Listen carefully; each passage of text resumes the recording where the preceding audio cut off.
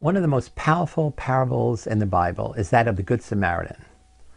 A man is passing by, seeing a stranger lying on the road, and the Bible is on the road from Jerusalem to Jericho, that many, many people have passed by and done nothing to help this suffering person.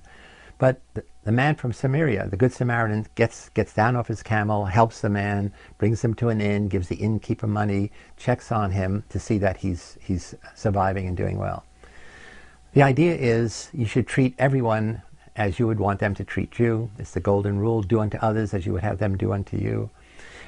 It promotes the notion of social community, a sense in which a reciprocity. We all should help one another if we ever want others to help us.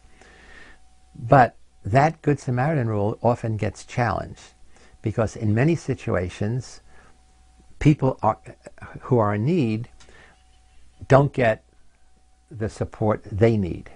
People pass them by, and that's called the bystander effect, the bystander indifference. So again, while you're watching this film clip, keep thinking, would I help? Would I intervene? What are the forces in that situation that would make me help? Or what keeps me, like most people, from helping, from being passive, in some cases from being indifferent to the suffering of my fellows? Watch a pickpocket in action. The woman with the rucksack is his victim, and the man in the grey top on the left is the thief. Except they're both acting. In fact, everyone in the queue is with us, apart from the man in the blue shirt. As the thief moves in, will our bystander notice?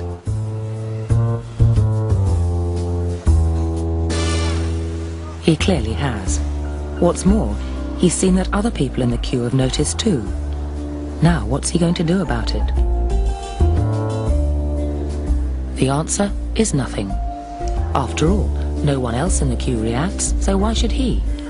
Chances are, you wouldn't have done anything either.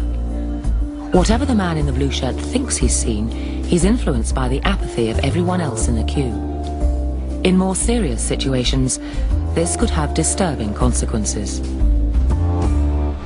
Liverpool Street Station in London. A drunk lies on the pavement. In fact, he's our actor, Peter, but these passers-by aren't to know that. And since he looks the worse for wear, not critically ill, they ignore him. Helping would be inconvenient or even risky. He lies there for 20 minutes and no one raises an eyebrow. This time, we've dressed Peter as a respectable city gent. How long before he's rescued now that he looks the part? Hello, sir. How are you today? I'm all right, then. 6 seconds. She even calls him sir. And suddenly, everyone's a good Samaritan. Do you suffer from epilepsy? No. While you're lying on the floor in the rain? After a couple of minutes, even the police turn up. I would just hate to be in his position of feeling ill and nobody helping and walking past, so I'd just like to check that he was okay. I thought, well, it's wet, so he must really be ill because he's going to ruin his suit anyway. Our actress Ruth takes Peter's place. She's not a drunk, but she's also not a city gent. How long before she gets help?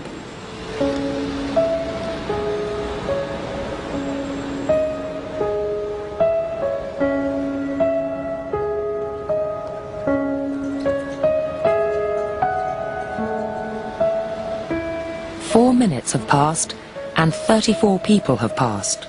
People don't really want to know. They just haven't got the time. Well, they have got the time, they just don't want to get involved. But it's more complicated than that. If the street were deserted, a passerby would probably go to the rescue. But these strangers have silently formed a temporary group with a rule: don't help. This woman, for instance, has clearly spotted Ruth, but she conforms to the rule and does nothing. You all right? You all right? Watch what happens, though, when someone else helps. You all right? You sure? She suddenly finds herself in a different group with a new rule: to help. She don't look well, does she? You all right? Yeah. You sure? First I thought she was dead. Then I sort of checked to see if she was breathing or not.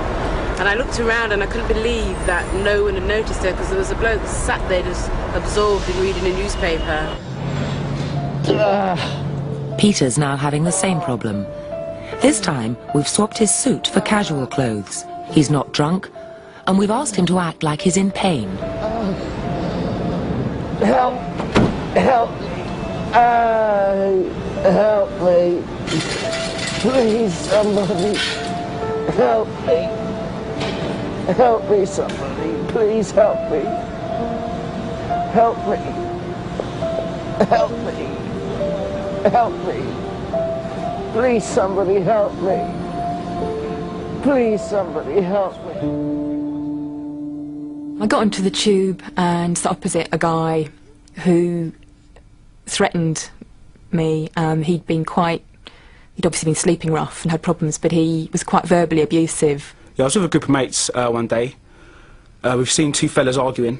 We've literally turned the corner, discussed a few things, came back, and that was it, they were fighting. I got up to walk away from him. He'd followed me, and he sat beside me for 6 or 7 stops, actually threatened to stab me. We've had a little discussion between each other if we should stop it or not. We decided not to, so we was on our way. And I was looking at the other passengers and looking at the guard on the carriage, hoping that somebody would help me. We should have really done something, because at the end of the day, how'd we like it if it was us? Nobody did anything on the tube. People just ignored me completely. When the guy eventually got off, then people came up and asked if I was okay, but during the journey they'd done nothing. And that's when the guilt tripped in. We really did realise that it was wrong what we did. How'd you do it? How'd you feel when someone's beating 10 times out of someone? I mean, it could have been me, you, anyone, but deep down we bottled it. It's always very distressing to watch situations like this where people are obviously suffering and no one's actually helping them. But what we have here is two conflicting rules. One is the rule that we ought to help, and the other is the rule that we ought to do what everybody else is doing. And here you have effectively a group of strangers who are exerting the pressure not to intervene, not to help, and it's very difficult to rebel.